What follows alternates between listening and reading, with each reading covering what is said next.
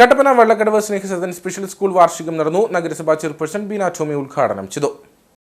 വാദ്യമേളങ്ങളുടെ അകമ്പടിയോടെ വിശിഷ്ട അതിഥികളെ കുട്ടികൾ വേദിയിലേക്ക് ആനയിച്ചു.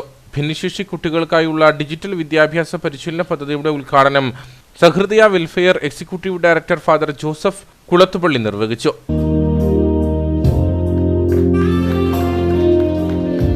അതുപോലെ കമ്പ്യൂട്ടർ, ലാപ്ടോപ്പ് ഇങ്ങനെയുള്ള ഇന്റർനെറ്റ് സൗകര്യങ്ങൾ ഇതെല്ലാം നമ്മൾ നിത്യേന ഉപയോഗിച്ചുകൊണ്ടിരിക്കുന്ന നമ്മുടെ ജീവിതത്തിന്റെ സാധാരണ മനുഷ്യന്റെ ജീവിതത്തിന്റെ ഭാഗമായിട്ടുള്ള ഈ സാങ്കേതിക വിദ്യ ഈ ഭിന്നശേഷി മക്കളുടെ മേഖലയിൽ മാത്രം അത് എത്തിപ്പെടാതെ അങ്ങനെ അവരെ അകറ്റി നിർത്തിയിരിക്കുകയാണ്.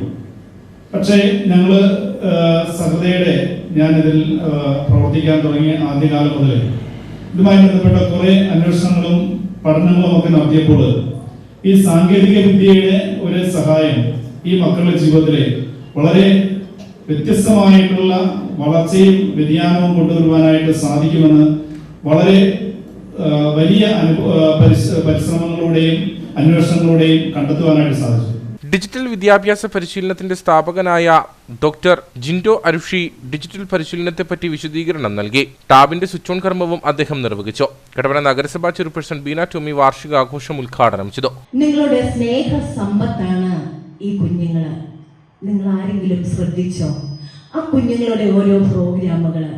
അതുപോലെ തന്നെ എനിക്ക് പറയാനുള്ള മാതാപിതാക്കളെ, ഇന്ന് വളർന്നു വന്നുകൊണ്ടിരിക്കുന്ന ഓരോ മക്കളും നമ്മളെ വിട്ട് ഉപരി പഠനത്തിനും ജോലിക്കും വേണ്ടി ഈ നാട്ടിൽ നിന്ന് പോകുമ്പോൾ നമ്മുടെ വാത്സല്യമുള്ള കുഞ്ഞുങ്ങള് നമ്മളുടെ സ്നേഹത്തിനും സഹകരണത്തിനും സ്വാതന്ത്ര്യത്തിനും വേണ്ടി നമ്മളെ കെട്ടിപ്പിടിച്ചിരിക്കുന്ന നിമിഷങ്ങളാണ്.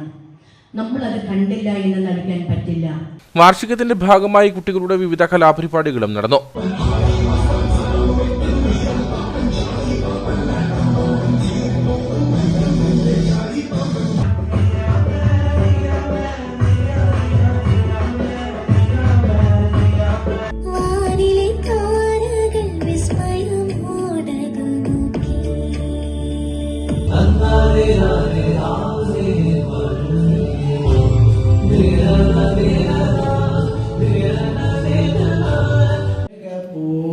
മഴ പൊഴിയൂ, അനവരതം കൃപ ചൊരിയൂ, അനശ്വരനാം ജഗദീശ